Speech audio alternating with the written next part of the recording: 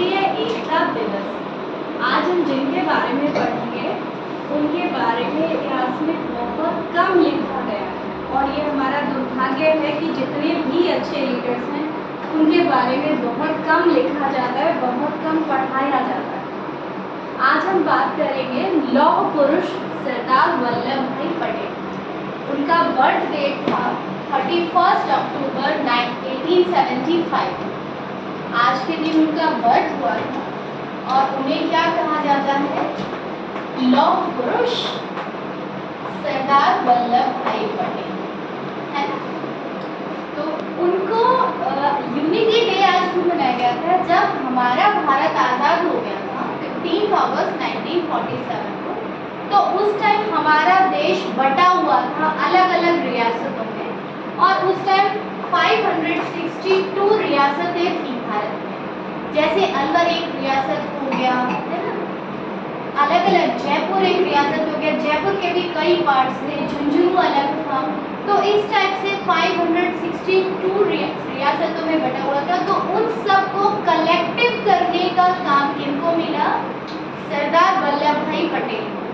जब 1946 में कांग्रेस का अधिवेशन था, उस टाइम सदस्य चुनना था, तो उस टाइम पूरा कांग्रेस के जो बागी लोग थे वो सब चाहते थे कि सरदार वल्लभ भाई पटेल को सदस्य चुन लिया जाए, क्योंकि जो सदस्य चुना जाएगा वो ही आगे जाके प्राइम मिनिस्टर बनेगा।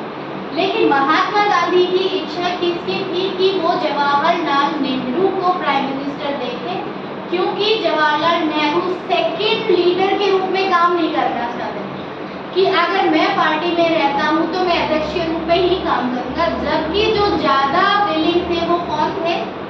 ज़्यादा किसमें एटिट्यूड्स थे, ज़्यादा अच्छे कौन थे बनने लायक? उस दौर में कंपैरिजन किया जाए तो लौह पुरुष सरदार वल्लभ भाई पटेल थे।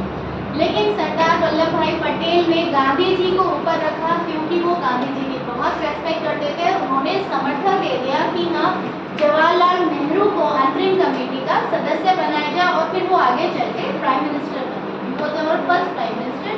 तो हमारे जो लौह पुरुष थे ये क्या बने? Deputy prime minister, first deputy prime minister और फर्स्ट होम मिनिस्टर, गृह मंत्री। तो जवाहरलाल नेहरू को काम देगा। महात्मा गांधी ने क्या कहा कि अगर ये सरकार को एक गाड़ी मान लिया जाए, बैलगाड़ी मान लिया जाए, तो उसके दोनों बैल कौन है? एक वल्लभ भाई पटेल और दूसरे जवाहरलाल नेहरू।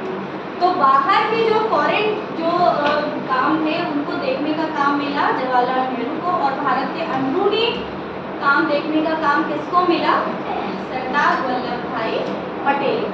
ठीक है, तो इन्होंने सारी 562 रियासतों को विलय करके और इन सब राजाओं को समझा करके क्या बनाया? भारत संघ बनाया। भारत को विलय किया। उसमें कई रियासतें ऐसी थी जो भारत में मिलना नहीं चाहती, जैसे कश्मीर हो गया, हैदराबाद हो गया, क्योंकि वो क्या चाहती थी? अंग्रेजों ने क्या कहा कि जो भी रियासतें हैं वो चाहे तो पाकिस्तान के साथ जा सकती हैं, चाहे तो भारत के साथ रह सकती हैं, या इंडिपेंडेंटली भी रह सकती हैं। तो उस टाइम जो कई पावरफुल चीज़ थी, जैसे कश्मीर हो गया, हैदराबाद हो गया, ये भारत में विलय होना नहीं चाहते। कश्मीर तो कैसे विलय किया वो मैंने आपको बताया था।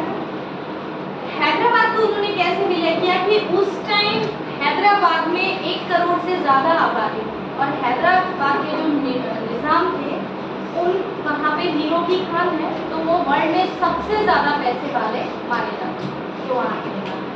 तो उनमें 185 कैरेट का हीरा भी था जिसको वो अपने राज्य में रहते थे, और इसलिए उस टाइम पे वो वर्ल्ड के सबसे ज़्यादा रिचेस्ट पर्सन माने थे।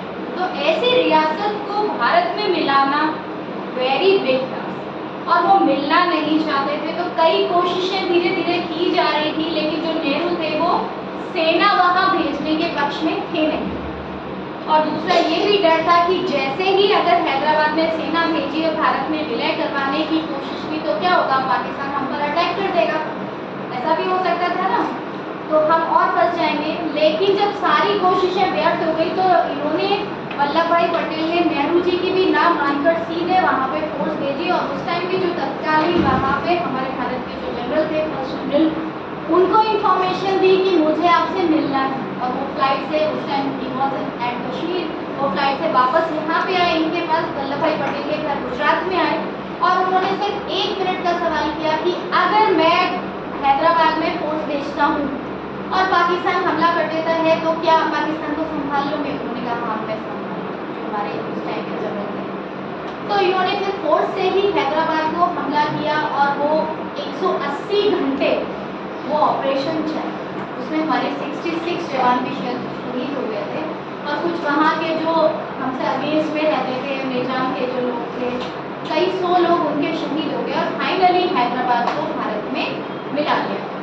पाकिस्तान ने सोचा उस टाइम, और ये सब चीज़ें भी उन्होंने कितना दिमाग से काम की कि उससे पहले जो पाकिस्तान के प्राइम मिनिस्टर थे मोहम्मद अली जिन्ना, वो बहुत सपोर्ट कर रहे थे हैदराबाद को। तो जैसे ही मोहम्मद अली जिन्ना की डेथ हुई उसके बाद ये डिसीजन उन्होंने लिया कि उससे पहले जिन्ना का फुल सपोर्ट था। तो नए जो प्राइम मिनिस्टर बने थे लियाकत साहब पाकिस्तान के, उन लियाकत साहब ने जब अपनी मीटिंग बुला के पूछा कि क्या हम भारत पे अटैक कर सकते हैं, तो एक जो जनरल जो थे जो हमारे यहाँ पे इंग्लैंड से छोड़ दिए गए थे, एक भारत में रहते और एक इंग्लैंड से जब जा रहे थे ब्रिटिशर यहाँ से, तो उन्होंने अपने जनरल को दोनों देशों में छोड़ दिया, भारत में भी पाकिस्तान में भी। और उन्होंने क्या सोचा कि भारत और पाकिस्तान अपने को संभाल नहीं पाएंगे और बाद में हमारे पास ही आ जाएंगे।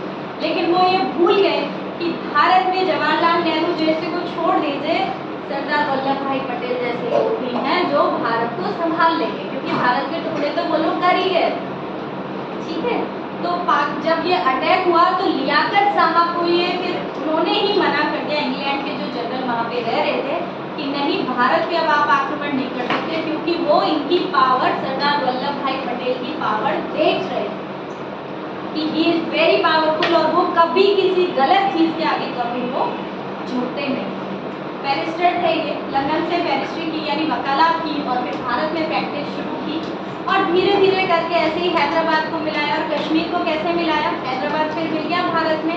और जब ये हैदराबाद की धरती पे फ्लाइट से उतरे तो इन्होंने वहीं से देखा कि जो वहाँ के निजाम थे वो भी इनके स्वागत में खड़े हुए और फिर उनको झुकना पड़ा निजाम।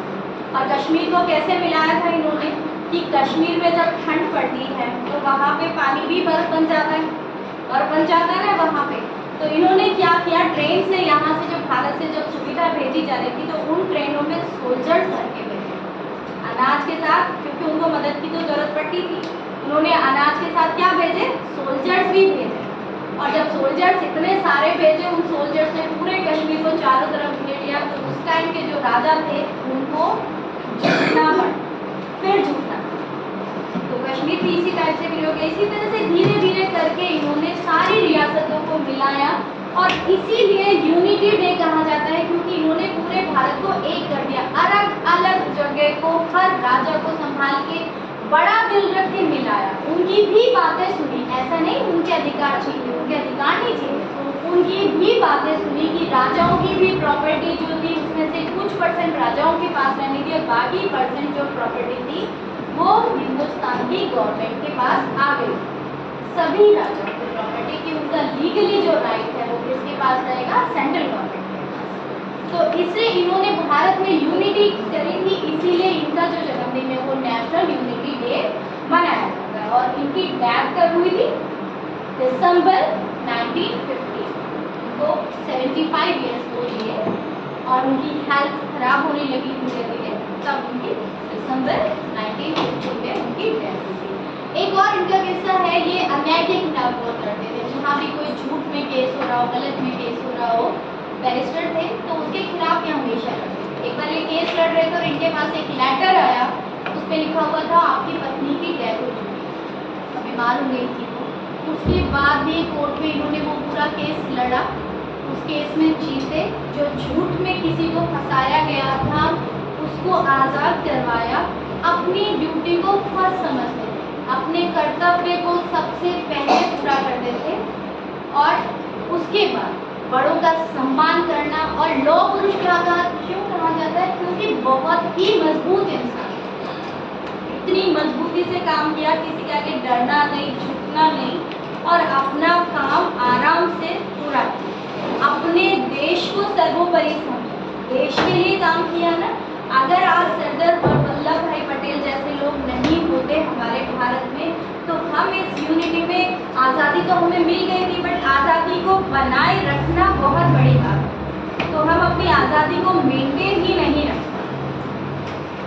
ऐसे बड़े बड़े लोग हमारे देश में थे जिनसे हमें बहुत कुछ, और नॉर्मल लाइफ जिए बेटा, बिल्कुल नॉर्मल लाइफ जिए। ऐसा नहीं कि कभी कुछ ये गाड़ियों में घूम रहे हो, ये सब नहीं, कोई लालच नहीं। जितना टाइम जिए अपने देश के लिए जिए, अपने देश के लिए काम किया, कोई निस्वार्थ भाव से।